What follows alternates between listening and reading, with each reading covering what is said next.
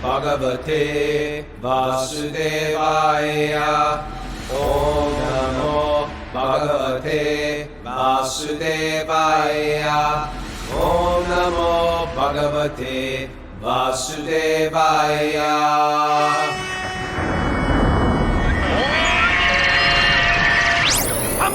Live from Super Soul Farm, this is Wisdom of the Sages, a daily yoga podcast with your host Raghunath and co-host and senior educator at the Bhakti Center in New York City, Kaustubha. Welcome to our show. Good morning, Kaustubha. Good morning, Raghu. How are you? I'm doing okay. How are you? Very, very good. We're up in here in the cocoon. Yeah, well, I was going to say, I'm wondering, how long will Raghunath grow this beard? Right? It's like there's nowhere to go. There's nothing going on. There's no one to impress. Wow. Beard watch, day like 7. I was seeing that picture you posted. You want to share a little bit about that magical picture you posted on Instagram. And on Facebook too. Well, I mean, that's New York today. The microphone. Yeah, I don't know if that really does it, but that doesn't do it justice. It's on my Instagram page or my Facebook page for people that follow. But I was out walking yesterday, and it's there's all these kind of post-apocalyptic movies about New York City, right? Like what's New York like afterward? Or yeah, I guess it's natural to consider what New York would be like in that circumstance, right? Like the pinnacle of materialism and then what it looks like afterward. But it feels like nature reclaims the city. Yeah, nature has not reclaimed it yet. But in a sense it has, and in a sense, like, in other words, our ability to control it has been revealed, like our inability to control it has been revealed. And so when you walk out there, you don't see very many people at all. So I took a photograph, not only of a completely barren Park Avenue, like not one car driving. It's unbelievable. It's actually unbelievable. There's things you've never seen in your lifetime. But then beyond that, I was walking past the Asia Society, and they have like a huge banner up, and it's a banner of Krishna, and Krishna's dancing on the heads of Kaliya. And when I saw that, I just, it was... That's the story I read yesterday. Oh, no kidding. From Sweet Baby Krishna. Okay, there you go. So we're connected here, Raghu. We're connected. But when I saw that, I just couldn't help but think, that here we are, New York City, Park Avenue in particular, right? Like, which is like... Right. Where all the, lawyers and doctors and... What goes on? Why is Park Avenue famous? But it's just it's a center of wealth. Okay. It's mostly a residential street, and right. it's not only wealth, but like that kind of old wealth or whatever, like old New York. Yeah, look, like I'm saying, lawyers, especially lawyers and doctors and other, well-to-do people. So in a lot of the power of the world is situated on that street, Right. A lot of the wealth of the world is situated on that street, and everybody's locked away in their closet. And the controllers of the world, in a sense, so many will reside on that street. But our weakness is being exposed, that a little tiny invisible virus can rock our world. A lot of the people that rock the world live on that street, but that little virus is rocking all of us now in a big way. And I thought, when I saw Krishna dancing there, I just thought of some verses from the Gita, so I posted them with the photo, and I'll read them now. Yeah. This is from the 9th chapter, verses 7 through 9. Krishna's speaking to Arjuna, and trying to give that broader perspective. Krishna's speaking to Arjuna on two levels. He's speaking to him on the level like, hey, right now you've got an earthly duty to take care of, and I want you to pull your head together and focus on that and carry it out. But to nourish that, even to inform that, he's speaking to them. He's speaking to them on this completely cosmic level, like this, even beyond cosmic, but like, you know, like the spiritual plane that's beyond this, and how he's beyond all this. How, in one sense, there's this whole battle going on in this world always that we're all living through. And we do need to be responsible with it and so on.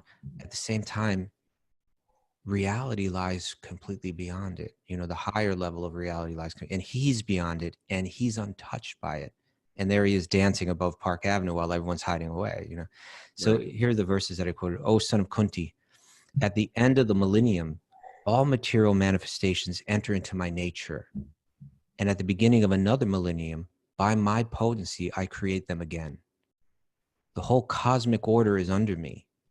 Under my will, it is automatically manifested again and again. And under my will, it is annihilated in the end.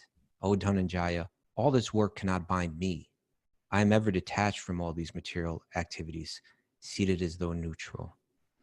And, you know, it's, in a sense, it's an invitation to join him, you know, like, Right. we can exist beyond the cycles of this world, the cycles of this universe, the cycles of this city. You know, it's like this in one sense, if you could look at New York, you know, it's the way that our, quite frankly, our mode of passion, right? What Rajaguna has done to this island of Manhattan from its beginning of its history is it's about intense Rajaguna. It's about intense endeavor to advance materially. But we know that it's just part of a cycle. It rises and eventually it falls. And in between, it goes through its ups and downs. And so we do need to be responsible. We need to, you know, and in this case, you know, we need to be responsible citizens in the way that we protect ourselves and protect others. But at the same time, we need to also have that second level of vision, you know, that ultimately there's something that lies beyond all this, that's beyond the effects of time and the cycles that ultimately Krishna is in control of and lies beyond. And what is he doing beyond it? He's dancing. You know, it's like carefree. That invitation is there. And we need to operate on both those levels of consciousness. Anyway, that's what I thought when I saw it. It was quite striking to me. And I could just stand there in the middle of the avenue, not worry about a car driving by, right? And take my time. Are you allowed to ride your bike in New York City? Sure, people can ride bikes. Okay. Yeah. You're allowed to go out, but, you know, you'll walk down and you'll see one person per block or something like that. You know, even sometimes less than that.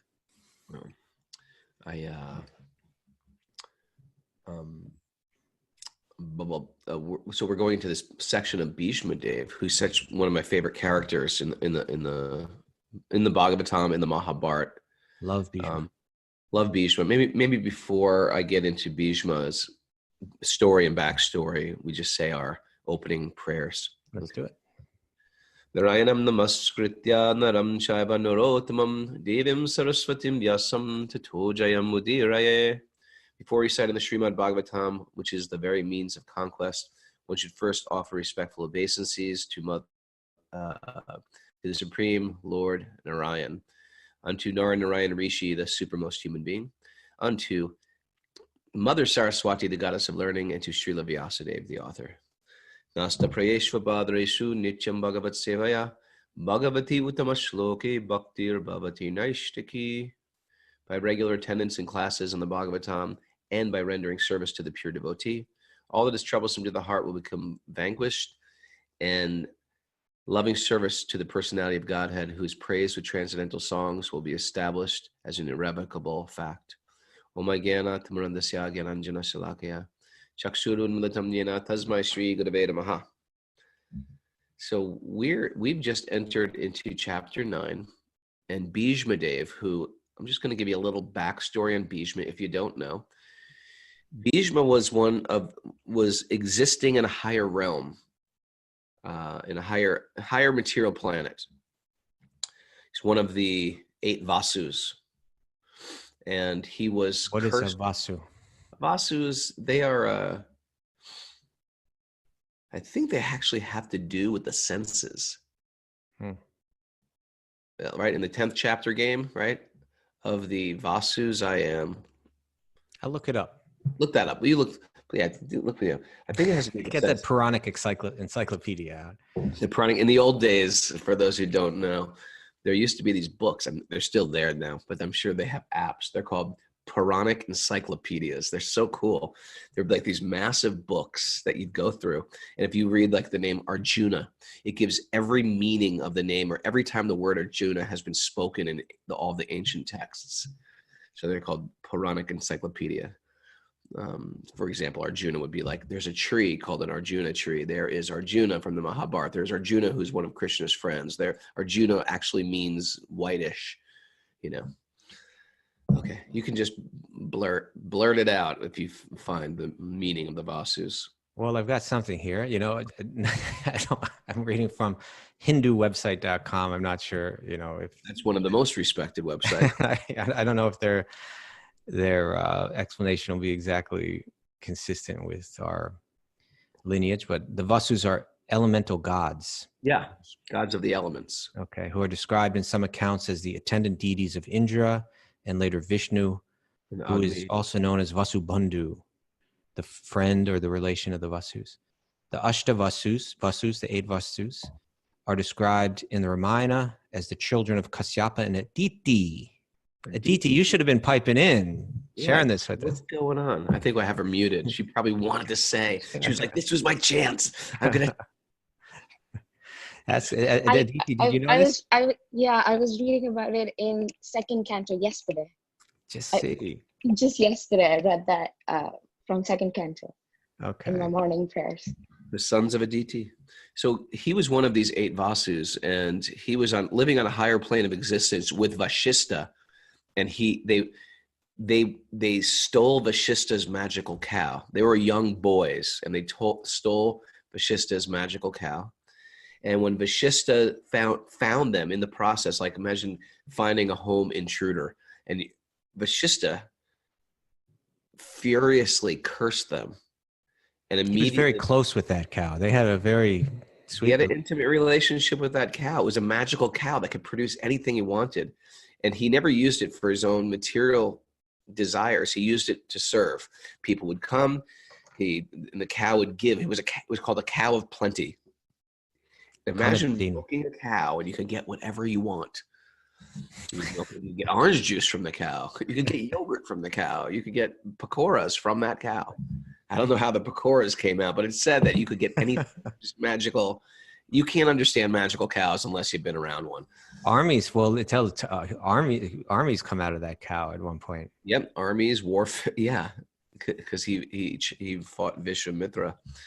So you're gonna have to suspend your practical understanding of the universe to understand that anything could come out of this cow.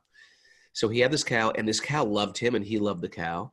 And what happened was they were caught stealing this cow, and Vashista became furious and cursed them. And being caught in the act, they quickly begged for forgiveness. They begged, and in the meantime, Vashista, being kind, said, "Listen, I forgive you all, but I've already spoken. Whenever I speak, there's a reciprocation immediately with Bhagavan. You have to take a curse. So I can lessen the curse, but I can't get rid of the curse completely." And he said, "Well, what's the curse?"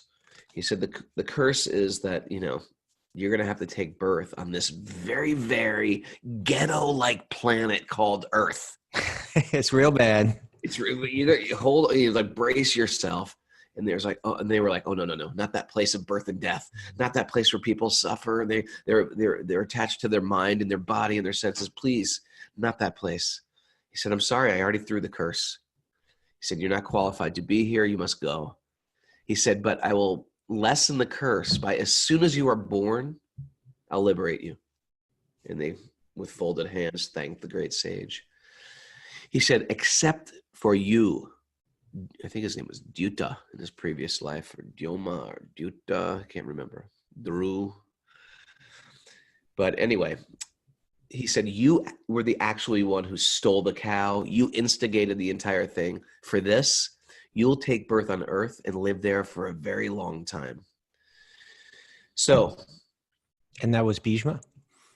that became Bhishma. Well, what happened was after, during the time of the Mahabharata, the ancestors of the Mahabharata, when there was a king who married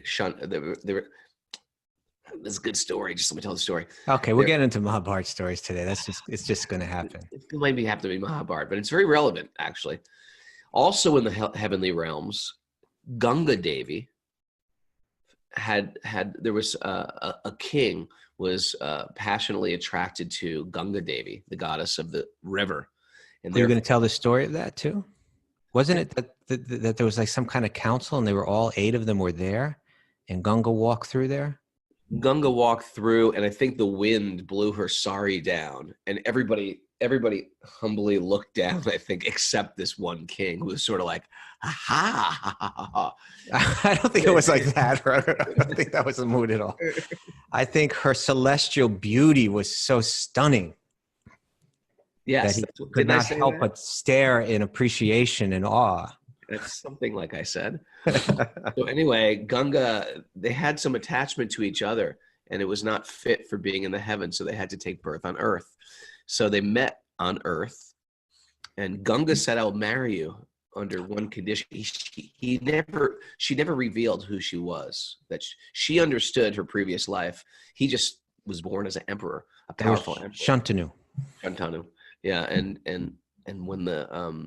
when they had her one condition to marry her was, you cannot ever challenge anything I do. Question anything I do, I'll leave you immediately. And so sure enough, he said, fine, didn't think twice about it.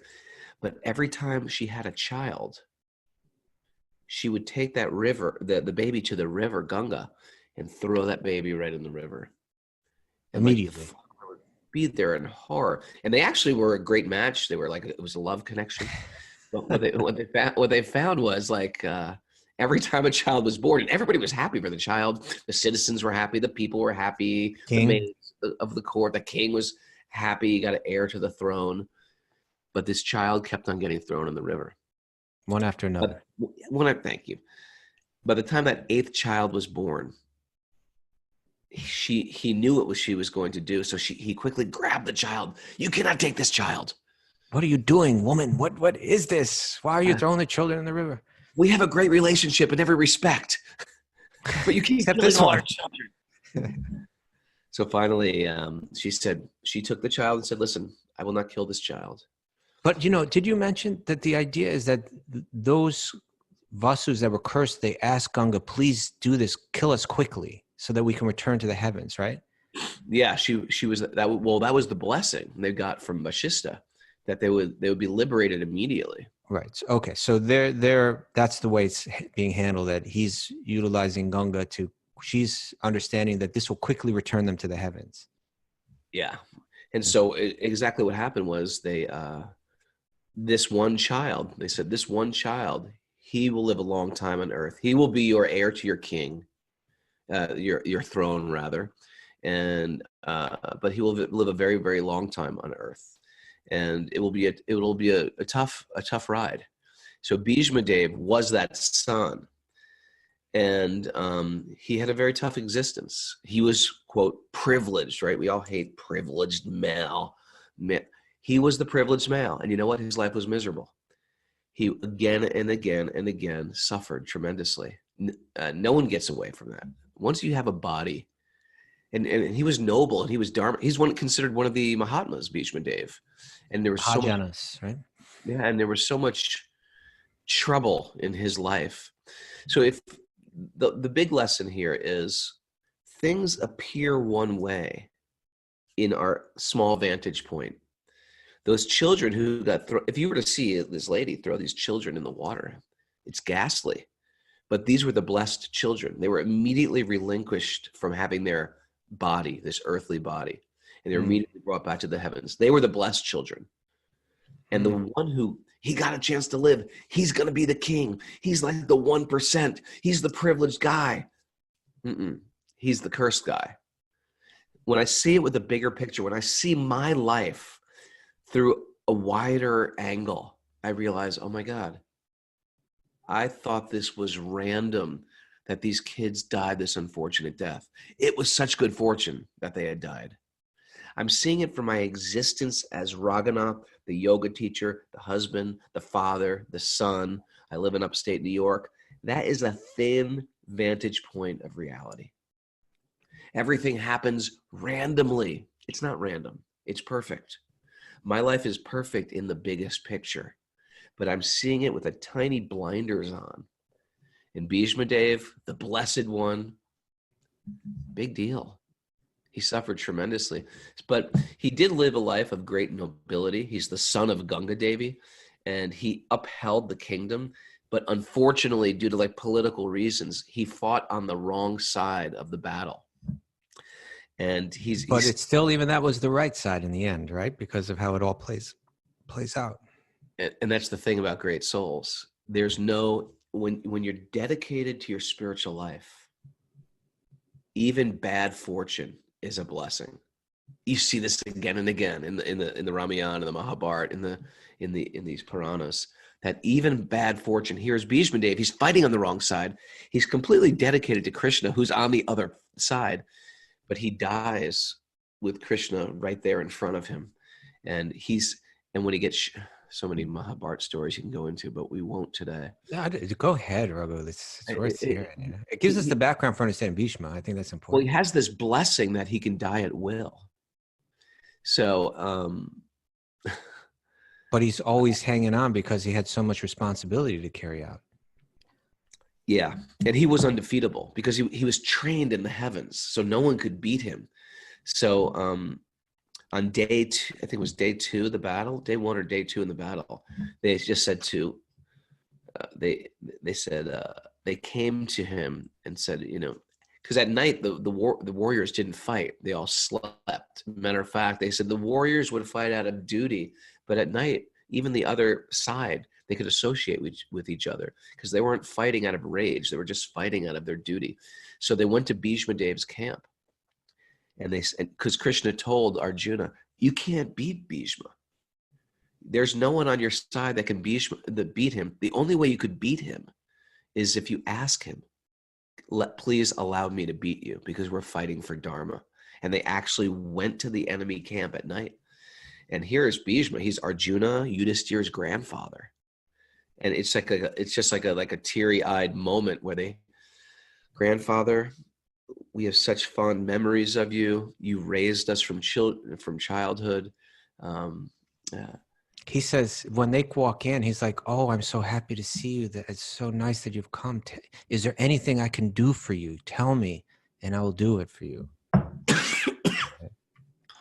And then Yudhishthira has to, with tears in his eyes, is saying, you know, you're going to destroy our entire army, you know, practically single-handedly.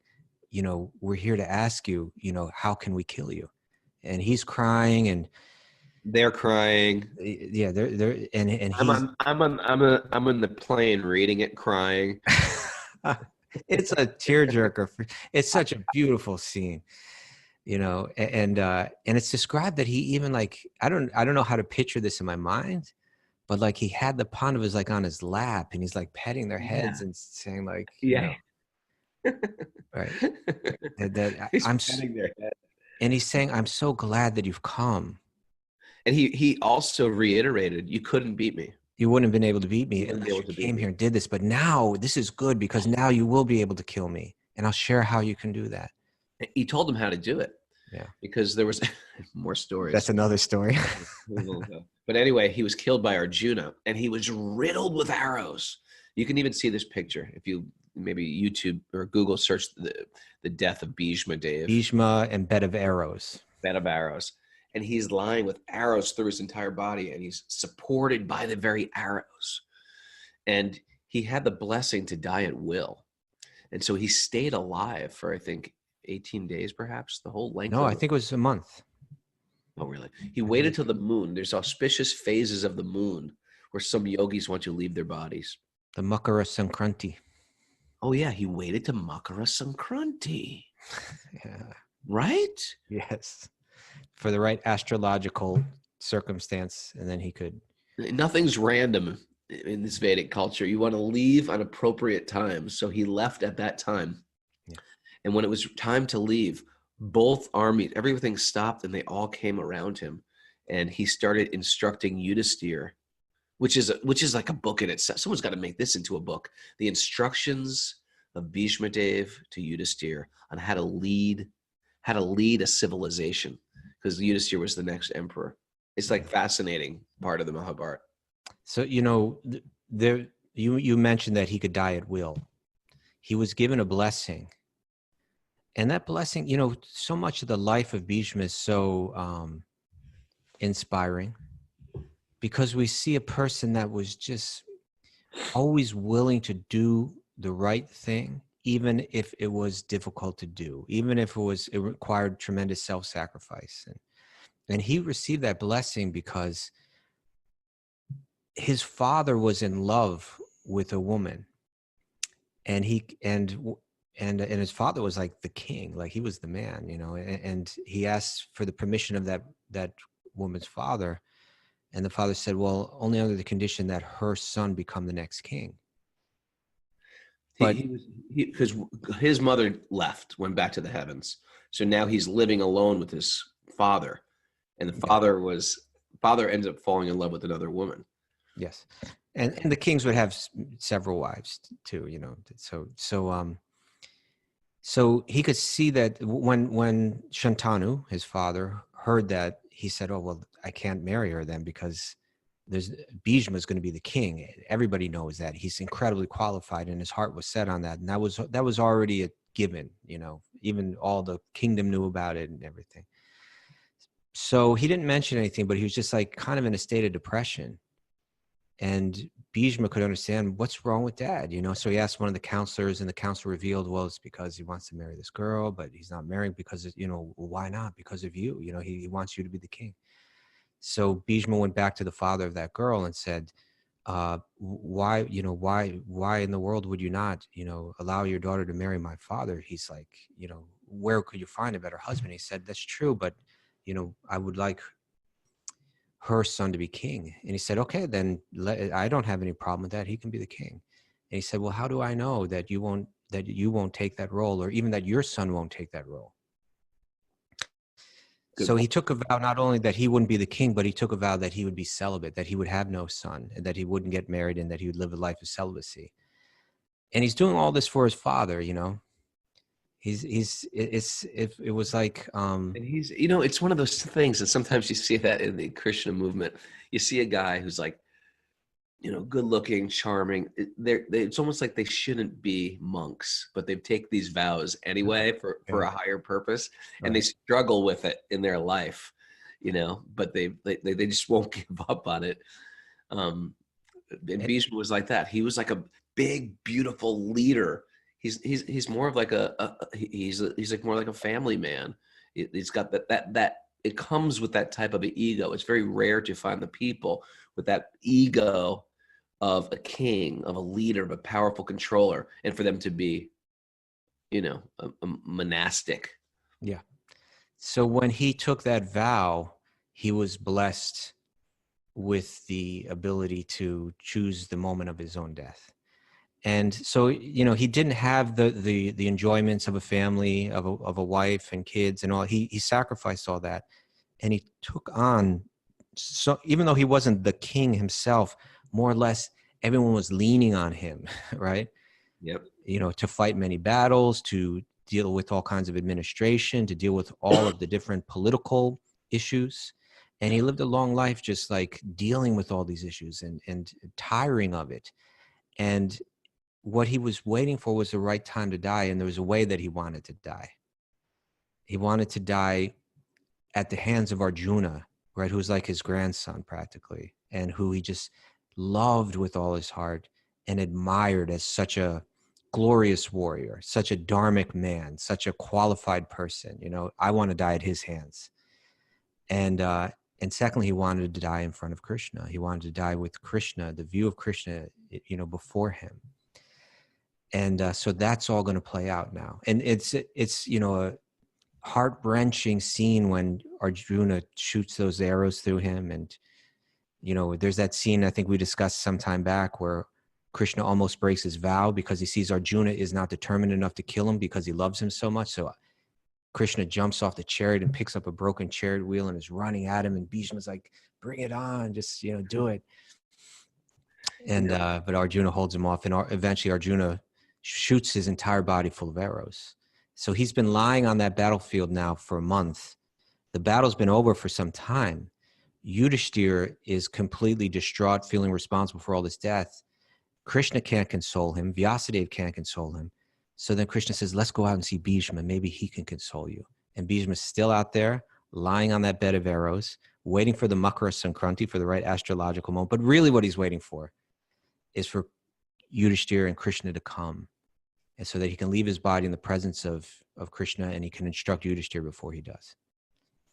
And I think this is like the underlying point of this, that when we are focused on our spiritual life, like Bhishma Dev, even the biggest misfortune becomes a blessing. Here he is, the perfect death. He gets to die, right? His Lord, his focus, his meditation comes right before him, right before he leaves his body.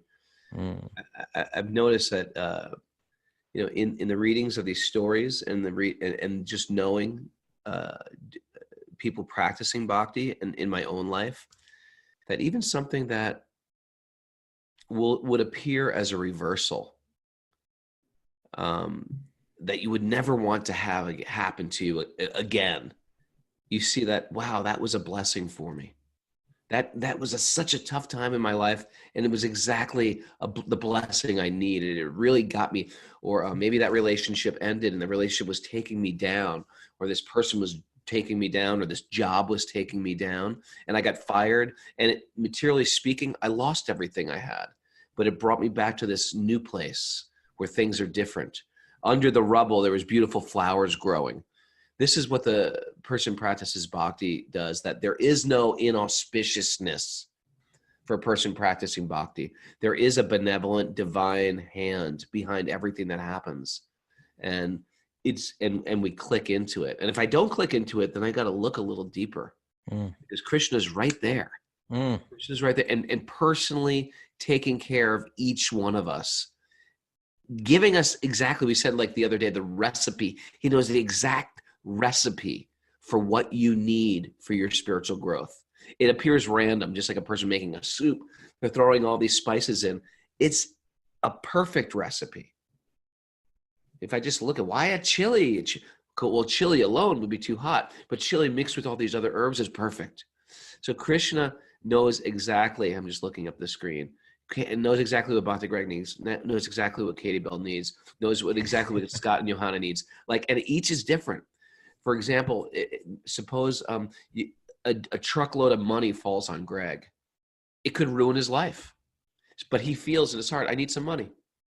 No, you don't. Krishna says, no, you don't. It could ruin your life, that money. I'm not going to give you that money.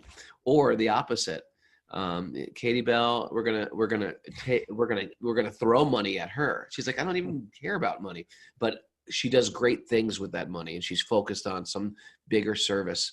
So a loss, a gain, sometimes a sickness, a breakup, a union, getting laid off, chronic disease, a pandemic. Sometimes it's exactly what we need. It's the recipe is exactly what we need. It's not random. Not sometimes, all the time. Yeah. Thank you. Words of wisdom. It's exactly what we need, and I have to get my head around it and see that there is no randomness in this material world. Everything's perfect. And Krishna uses your karma. That's the amazing thing. That karma that we have that appears sort of random is not. That's exactly what we need to get out of this world. Yeah, a person without deep wisdom, they'll go through life not kind of resenting what trials they face. And a person with more wisdom, looking back at it, can see, oh, that was actually good for me. And a person with deep wisdom, even as they're going through it, can understand, even if they can't understand exactly. They may understand exactly, or they may just understand that this is good for me. They may not understand exactly how, or they may. But as they're going through it, they have that equipoise, that even-mindedness, knowing whatever this is, I'm meant to grow through it. So there's no point in complaining. There's no point in victimhood anymore. And I was thinking that that's something that we all probably really need to embrace when we're sitting locked away in our homes and we don't know how long we're going to be locked away in our homes. The tendency is going to be, let's start to complain about this. And I think that's, is a real healthy thing to say. Just, take a vow right now. You know what? We're going into this. We're going to come out the other end of this.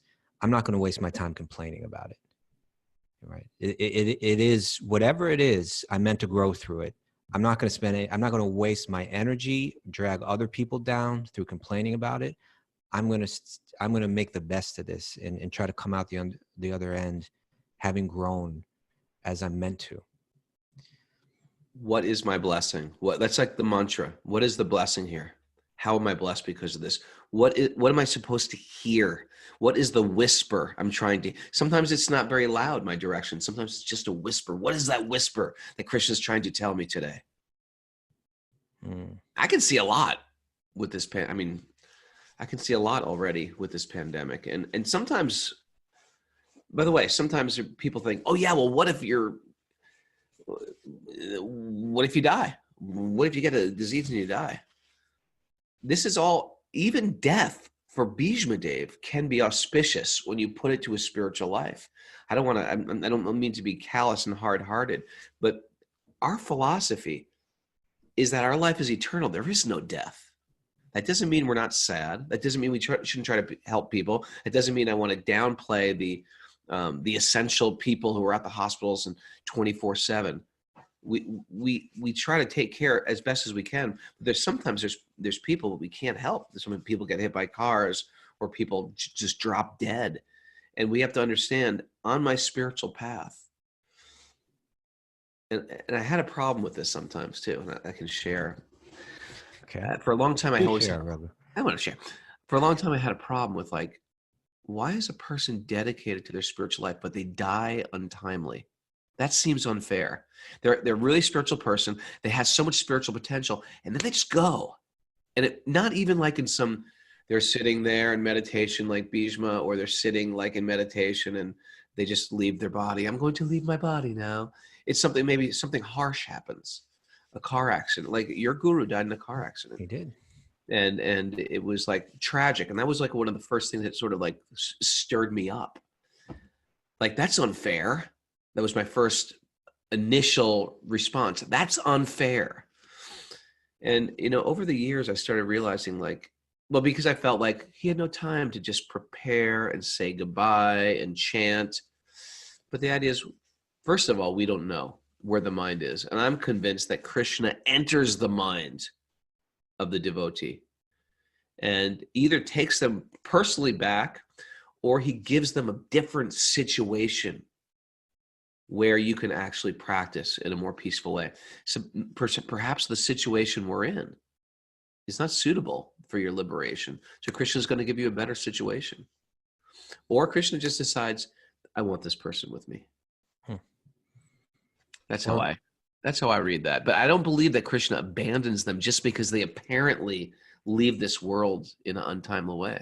I believe that Krishna is right there in their mind, in their heart, in the same way that he protected the child in the womb in our last story we read. Yeah. And if you go even back a little bit further, when we were reading about Narada, when Narada in his previous life was this boy, and his death is described. And it says it was like thunder and lightning, just as thunder and lightning occur simultaneously. That his death and his new birth was like instantaneous. And that new birth was like this completely glorious, satisfying experience, Well, you know what? I tell you, dreams are so weird. What did you dream last night, Raghu? Let's hear. I actually it was like a weird Vrindavan dream, but it wasn't like a fully transcendental dream. It was just like I was walking around Vrindavan trying to find Prashadam. It was really, were you wandering around Bunky Bihari looking for a lassi? All their tikis and lassi. But it was a Vrindavan dream. But but they're so real. I don't know if you guys get, I can't go into people's heads, but the dreams are so vivid. You're actually with people that you identify and you feel like you know. And then there's sometimes music or scent or something like that. And you're like completely convinced you're there until you wake up and you're not there. And I even I had to go to the bathroom in the middle of the night, and I was like still in this dream. And I was like, as I am Vrindavan, I'm sitting in the bathroom, closing my eyes and trying to re-enter that dream, still sort of like in a dream state. But it's as if you're in a whole different reality. And guess what? We are convinced we are here right now. And the soul is eternal. And the soul comes in contact with people, and we love people in the dream. We love people. Now, the interesting thing is sometimes, and people have said this, physicists or mathematicians, they solve problems they're working on in their dream. You ever heard that? I once wrote a song in my dream that I couldn't write. I was sitting with a guitar. I kid you not, sitting with a guitar, trying to write a song for hours, and I could not figure out a part. And I fell asleep with this guitar and figured out a riff in my dream. I woke up and finished the song. Let's hear the riff. Sometimes, my point is, sometimes you can answer your questions of reality in your dream. This is what we're doing in Bhakti. We're living in a temporary world, and we're using the dream to wake up. We're getting together with like-minded people who realize, wait a second, this is a matrix. This isn't even us. There's a spiritual part of me that I've never even connected with. And we come together at 5 a.m. and we talk about this dream, reading a book that tells us how to escape the dream and of how to find a real world and how to find your real happiness. My real happiness isn't coming from the dream. I like that. You like that? I like Use that. the dream to get out of the dream. Use the dream to get out of the dream. Very good. And that goes back, right, again to that photograph I was talking about in those verses from the Gita, where Krishna is saying, by my energy, I put this universe through cycles. It's one cycle after another, one cycle after another. Cycle means that there's the influence of time, right? That something starts and something ends, and then something starts up again and then it ends again. And New York City is going through cycles. The earth is going through cycles. We are all going through cycles of birth and death, taking on a new body. It grows, it goes through its enjoyment, it goes through its pain, it dwindles, it dies, and then we go through the cycle again, and we go through the cycle again. Completely convinced. Each time that this is it, that this is the real one, the other one. This is who I am, right? This body. And then we get our next body and we say, this is who I am. And that's the influence of what's called the false ego, the ahankara. It's a force within the mind that ties our sense of identity to our body, even though we actually have no true relation to this body. And so we're going through cycle after cycle, and a wise person watches the cycles in nature and is able to apply that observation to their own experience. They can live through coronavirus and all of the uncertainty and instability of it, and just know this is part of the cycle. This is always this instability, is that a word? This lack of stability is going to be revealed to us. And then we'll go through another cycle and everybody feels like everything's solid. Everyone's going to come out this the other end, and we're going to kind of just go back into that consciousness that we were in before, but if we're wise, we're going to go one level deeper to reality through it. Some people remember their dreams, like I'm sharing my dream. Some people remember their past lives. They're sort of like, my dream is hazy now.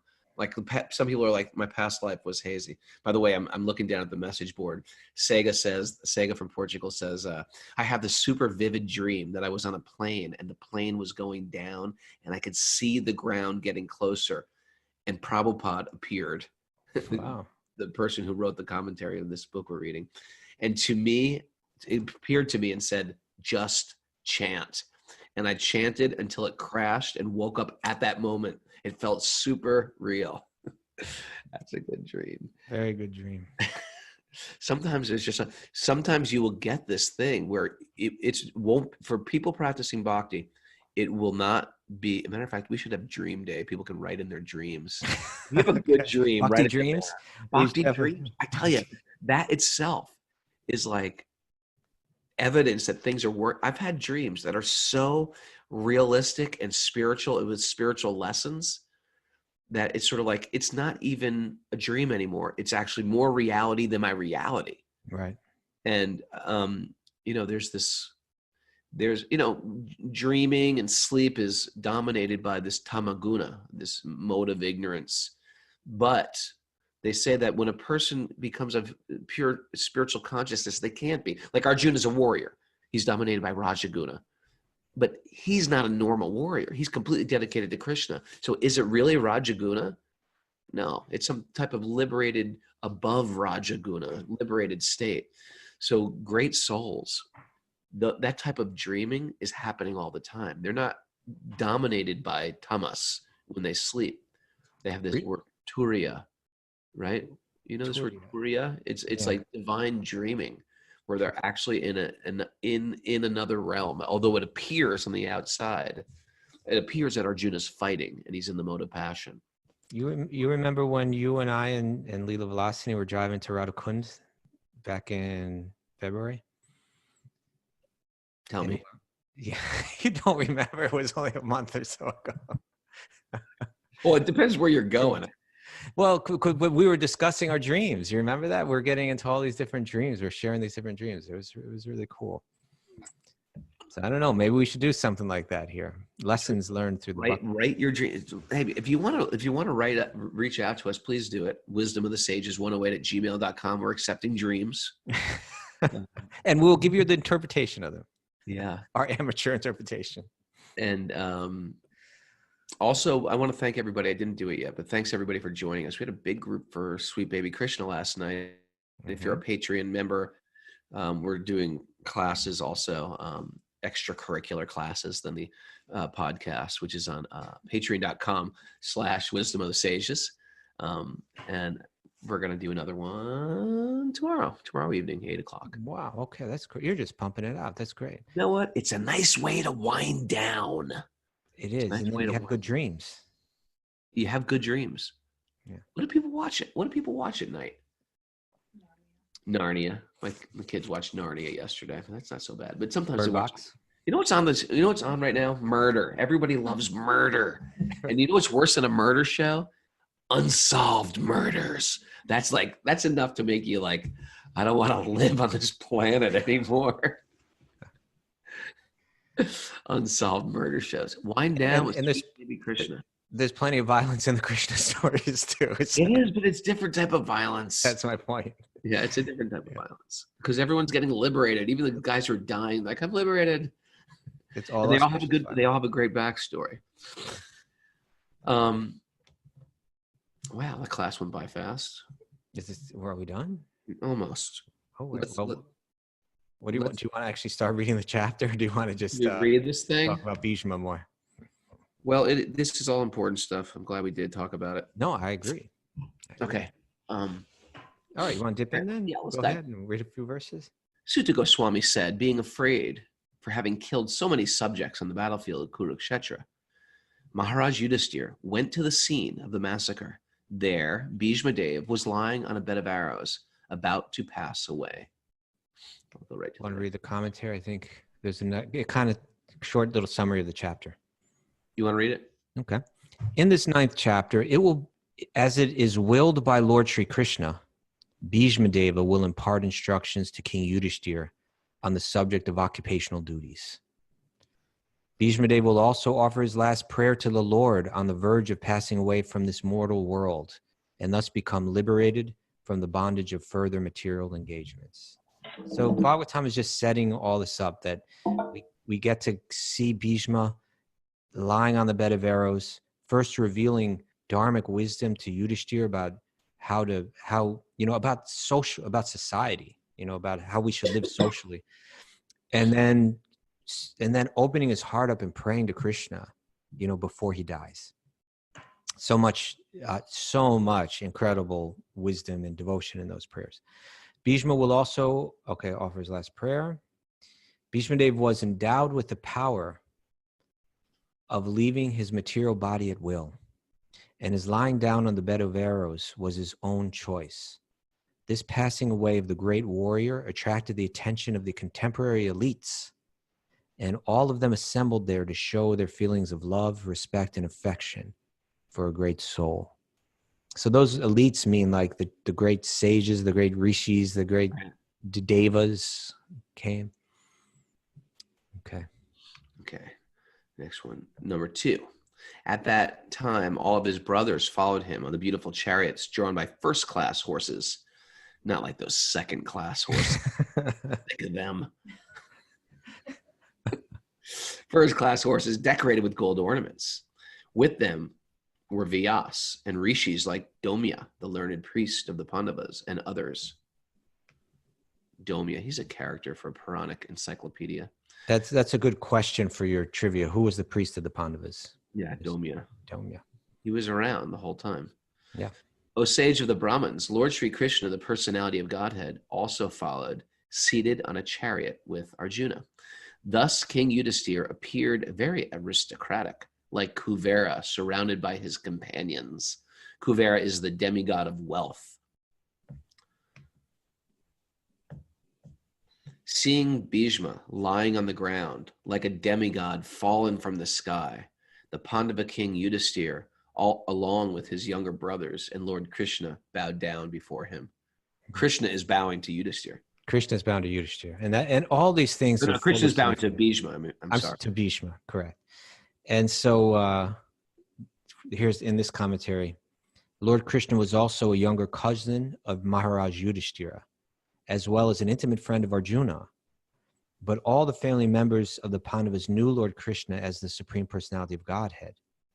The Lord, although conscious of his supreme position, always behaved in a humanly custom, and so he also bowed down before dying Bhishma, as if he were one of the younger brothers of King Yudhisthira. And this is the heart of God being shown, that he exists for rasa. He exists for the exchange of different flavors of love. And he likes to have the love of friendship with Arjuna. He likes to have the love that a younger brother feels for an older brother with Yudhisthira. And he also likes to have that love of like the showing respect to the elder. And so he bows down to Bhishma. Krishna is existing. This is why he exists, and this is why we exist. Ultimately, to exchange love. And Krishna will adopt these different roles and embrace these roles so that he can. And it's his great joy. That's the point. So he can feel that, so that he can experience that joy. There is like a formality of you're senior to me, but it's not the formality. It's actually a great joy. I want to offer my respect. You know, if you've ever done that, like especially in India when we go, you bow down in a mood of great joy. I want to offer my love and my respect. I want to garland this person out of great, not just out of ritual, but out of a deep pleasure that we get from the ritual. When you love someone, it's natural, right? When you feel that love, right? You love an elder, you love a parent, you love a teacher, then you take joy in bowing down to that person, you know? Just to see the chief of the descendants of King Bharat. So India, the Mahabharat is the great kingdom of Bharat, which was one of the ancient kings. And even to today in Hindi, you call it, India is called Bharat. And so India, the word India is a made-up word by the West. Isn't that interesting? Unbelievable how like belligerent we are. Getting the signal here. The time has come. It's time. Okay, you read half that verse, so we'll pick it up tomorrow on 5. The Brahmanas, the kings, all situated in the quality of goodness, were assembled there. Thanks, everybody, for joining the show. If you're listening on Apple Podcasts, welcome. And we're glad we're here for you. While you're in quarantine, binge listen to the Bhagavatam. If you're going to binge on something, binge on the Bhagavatam. Also, make sure, this is really helping and people are doing it. Go leave us a 5-star review on Apple Podcasts. Everybody do that. And if you want to support us in any way, we appreciate it. Patreon.com/Wisdom of the Sages. And we're giving a Sweet Baby Krishna class tomorrow. Kaustubha, are you doing more classes on Patreon soon? I will. And I got some nice recorded classes, too, that I'm going to post, too. It's great. I'm running a little behind. I've been pulled into a lot of stuff with Bhakti. It's a Sunday. I don't know if we broke 100. Actually, maybe we did. We did. We're sitting at 98 right now. So thanks for everybody joining us late. Now's the time of class where we prepare for the day by putting our hands in the air and trusting our life is in divine hands. This is a mudra for pure trust that we are not just out in the universe floating around, banging our heads against walls. Everything is meant for our growth and our evolution, and I trust my life is in divine hands. That's our mantra today. You can say it to yourself, I trust my life is in divine hands. And after you say that, you take those hands and you start clapping them.